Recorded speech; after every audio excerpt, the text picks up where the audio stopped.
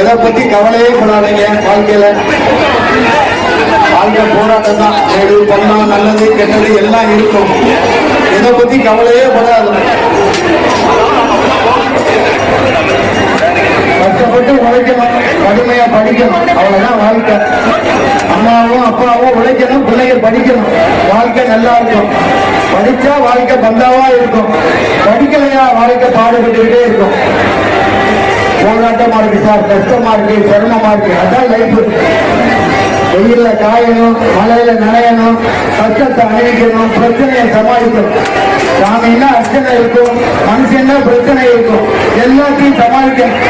வளைக்காம வண்டி ஓட்டவே முடியாது, வலிக்காம உலகத்துல வாழவே முடியாது, எல்லாத்தையும் சமாளிக்கணும்.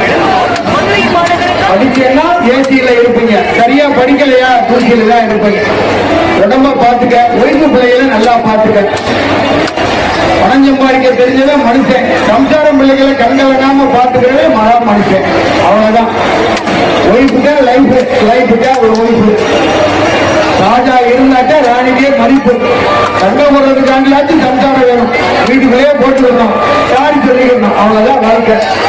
சந்தோஷமா இருக்க, மகிழ்ச்சி ஆயிடுங்க, குடும்பத்தோட உட்கார்ந்து சாப்பிடுங்க, செல்ல நோண்டிக்கிட்டே இருக்காதீங்க, சின்ன பிள்ளைகளை செல்போனை கொடுக்காதீங்க, பாஸ்வேர்டு போட வைக்காதீங்க, பிங்கர் போட வைக்காதீங்க, உங்க ஓடிபி நம்பரை யார்ட்டையும் கொடுத்துடாதீங்க, உங்க போட்டோவை யாருக்கும் ஷேர் பண்ணிடாதீங்க.